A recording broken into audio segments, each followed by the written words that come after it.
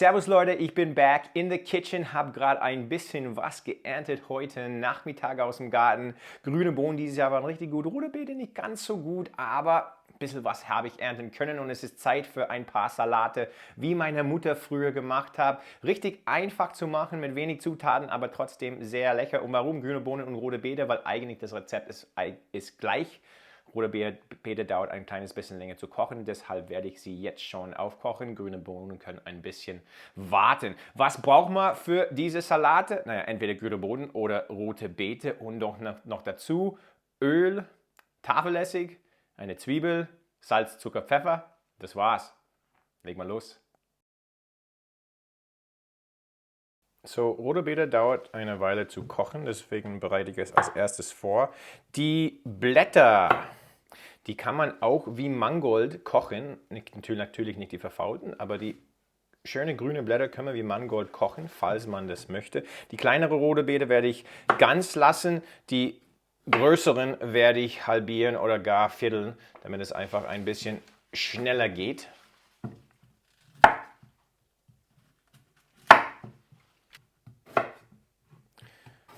Alles nochmal kurz abwaschen und dann ins Wasser.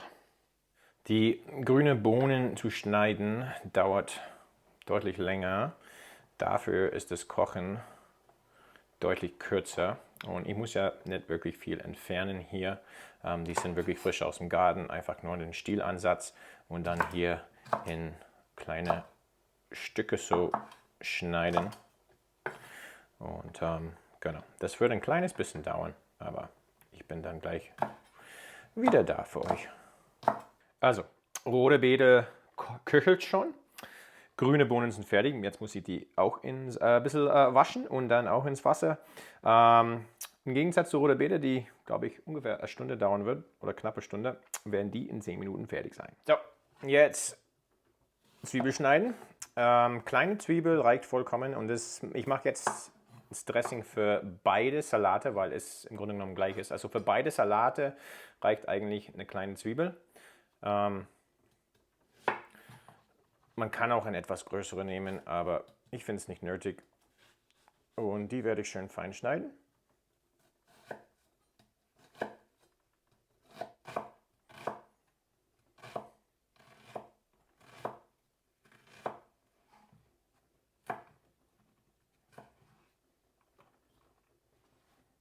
So, dann fürs Dressing und wie gesagt, nicht vergessen, das ist für beide Dressings. Da tue ich 4 Esslöffel Öl rein, heute Sonnenblumenöl, man könnte auch Rapsöl nehmen, wäre gar kein Problem.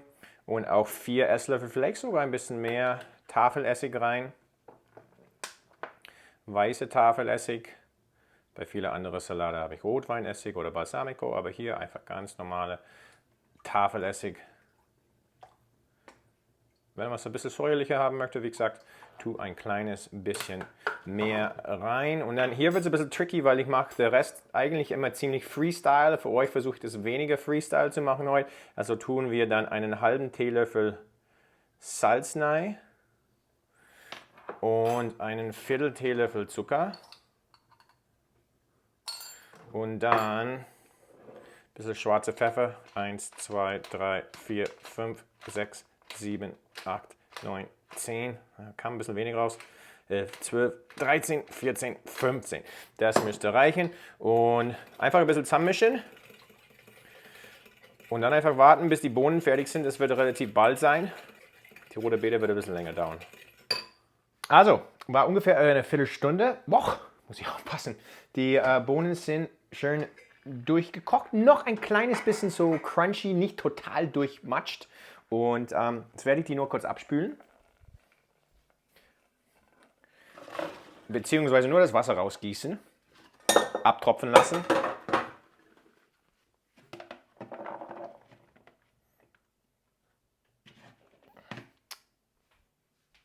So, eine Dreiviertelstunde ist vorbei. Die rote Beete ist auch endlich mal fertig. Ich muss es auch nur abtropfen lassen, Wasser rausgießen. Rote Beete dann Haut schälen, würfeln.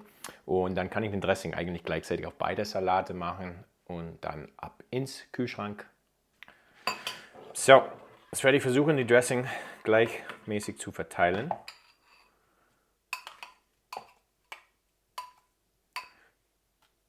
Der Rest, glaube ich, kann hier reingehen. Vielleicht ein bisschen mehr da. Schön zusammischen. Ich glaube, hier hat es ein bisschen mehr Zwiebeln erwischt, aber das ist ja auch okay.